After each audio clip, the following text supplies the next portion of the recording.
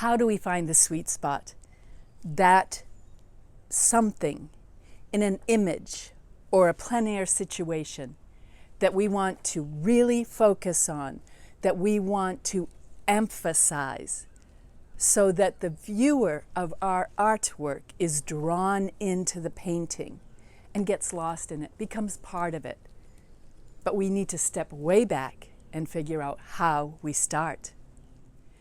There are so many ways to emphasize that main spot, that center of interest, the star of the painting, and to de-emphasize other aspects.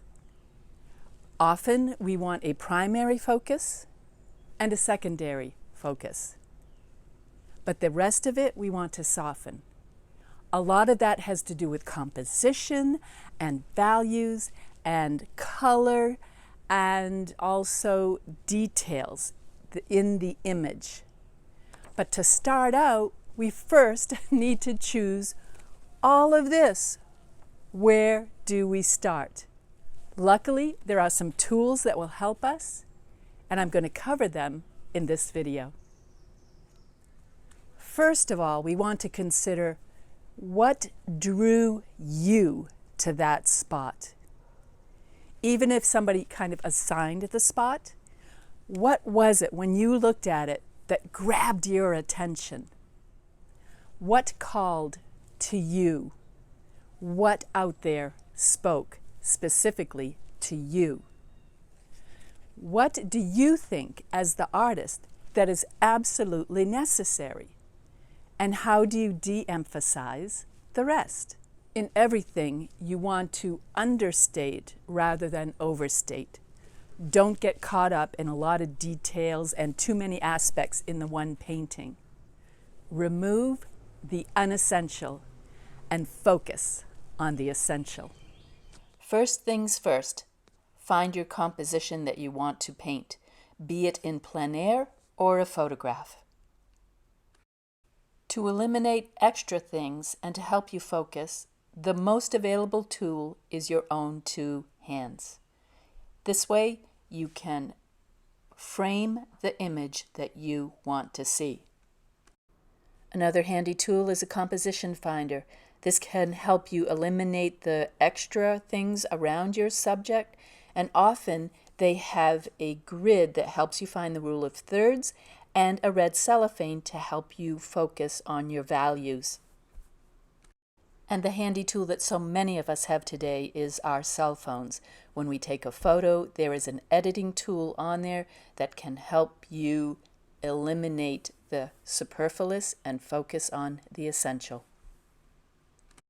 In the Sweet Spot demo video that accompanies this, we will follow through step by step how to take an image, how to possibly crop it down in different formats, a long vertical, like this, or a long horizontal, like this, and other aspects as well.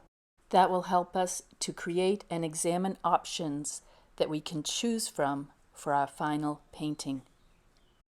In that video, I walk you through step by step different ways to sketch and help you plan ahead. To consider the simplified values. Let's start with an image like this. This is crazy. There is so much going on. How do we decide how to narrow it down? What do we keep? What do we eliminate? Here I have some examples. First of all, let's crop and eliminate some of those strong images. This brings us back to focusing on the road that swings up around and the building. We do a quick value sketch of this with or without wires. Actually, some man-made elements like wires and telephone poles can add a geometric aspect to our organic painting. A square format will give the viewer a sense of intimacy, and it helps the painter to control what the viewer is seeing. We do a couple quick sketches, a value, and elements that will give us good choices as we go ahead. A vertical format can give energy and strength to a painting. We want to eliminate some of those overwhelming objects, do some value sketches with and without man-made elements. Now we have some great choices as we decide where we're going for the painting. Let's take a look at another scene. So busy with so much foliage. This would be the typical value study from this.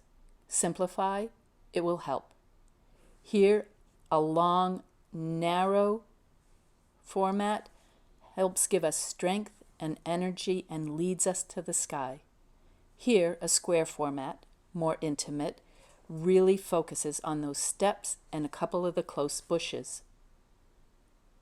Another choice could be a horizontal format, but then we have to include other aspects to the left to help balance out what's happening on the right. Now you have some great choices. You've done it quickly, and you can decide which ratio, which format, which composition, and what values work best for what you want for your painting. You've completed a lot of your preliminary work. You've made a lot of decisions. You've got a good plan in hand. Now, if you want, you can make color choices, but it's time to step up to the easel, get away from the photo. If you're in plein air, really just use the view as your inspiration.